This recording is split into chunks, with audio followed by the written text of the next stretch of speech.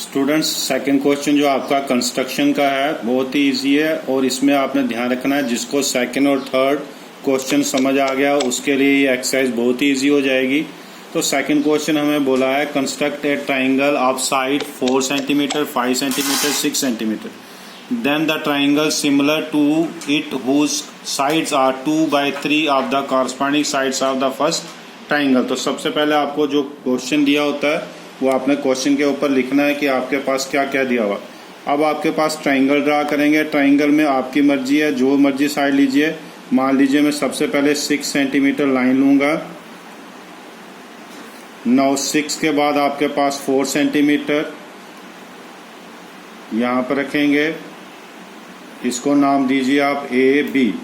ए के ऊपर 4 सेंटीमीटर लिया, देन आपके पास 5 सेंटीमीटर दिया हुआ है तो 5 सेंटीमीटर बी पे रख के इसको काटेंगे। तो पहले एक ट्राइंगल ड्रा करेंगे। तो ट्राइंगल में आपके पास 4, 5, 6 सेंटीमीटर जो है मेजरमेंट दिया है। आपने सबसे पहले 6 सेंटीमीटर लाइन ली, फिर आपने 4 सेंटीमीटर आर्क ली, फिर आपने 5। तो जहाँ पर ये आर्क बाइसेक्ट हो गई है वहाँ पर आपने पॉइंट का नाम देना है सी। तो ये आपका ट्राइंगल आ गया। अब कहता है एक ट्राइंगल ड्रा करिए जो सिमिलर हो इसके अकॉर्डिंग, मगर उसका रेशो क्या है 2/3। तो अब आपने इसमें याद रखना है सबसे पहले आपका जो हाईएस्ट पार्ट होगा, जैसे 2/3 है तो यहाँ पर 3 हाईएस्ट है तो 3 इक्वल पार्ट करेंगे हम। अब जो इक्वल पार्ट है आपके पास 3 बोला है तो 3 में देखिए हमने क्या करना है, डिफरेंस रखना है। 2 का डिफरेंस रख लीजिए, थोड़ा बड़ा गैप हो जाएगा। 2, 4 एंड 6 तो ये 3 इक्वल पार्ट हो गए। बहुत ईजी है। K1 नाम देंगे, K2 एंड K3। इसको कंपास से भी आप ले सकते हो। 2 सेंटीमीटर पर आर्क खोलेंगे, यहाँ से एक आर्क लेंगे, 2 और 3 तो 3 इक्वल पार्ट हो जाएंगे।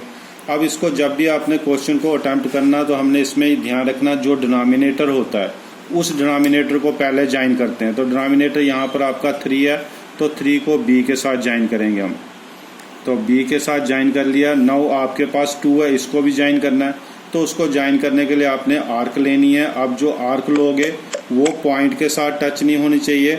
आप उस आर्क को बड़ा कर सकते हो या छोटी आर्क ले सकते हो जो आप चाहते हो। अब मान लीजिए ये मेरी आर्क आ गई है, सेम 2 पे जाएंगे तो ये भी आपकी सेम आर्क होगी। अब जब आर्क ड्रा करोगे तो एक बात का ध्यान रखना है कि आपकी जो कंपास है उसका जो है लूज नहीं होनी चाहिए, जिससे आपका ये पॉइंट आगे पीछे ना हो जाए। आर्क बिल्कुल सेम हमारी होनी चाहिए। अब देखिए मेरा डिस्टेंस यहाँ से मैं मेजर कर रहा हूँ, ये मैंने काट भी दिया। तो यहाँ से सेम फिर जाएंगे, इसको भी काटेंगे। अब जहाँ पर इसने काटा इस 2 के साथ इसको ज्वाइन कर दीजिए आप। तो ऊपर लाइन भी ज्वाइन हो गई। 9 ये B पॉइंट है, इसको हम B' रखेंगे। अब ऊपर फिर ड्रा करेंगे हम आर्क। जितनी आर्क आपकी मर्जी है वो लीजिए। मान लीजिए मेरी आर्क ये आ गई, इतनी ही हमने क्या करना है B' के ऊपर रख के ड्रा करनी है। अब इसकी मेजरमेंट देखिए कितनी मेजरमेंट B से ये आर्क जो है यहाँ से आपकी मेजरमेंट हो रही है तो ये आपकी आर्क काटेगी। उतनी ही मेजरमेंट सेकंड जो आर्क है उसको काटेंगे। तो B' और इसको आपने सेंटर लेके आपने इसको मान लीजिए ये मेरा यहाँ पर सेंटर पॉइंट है, इसको B' को और इस सेंटर को मैं टच करूँगा तो ये ड्रा करूँगा मैं।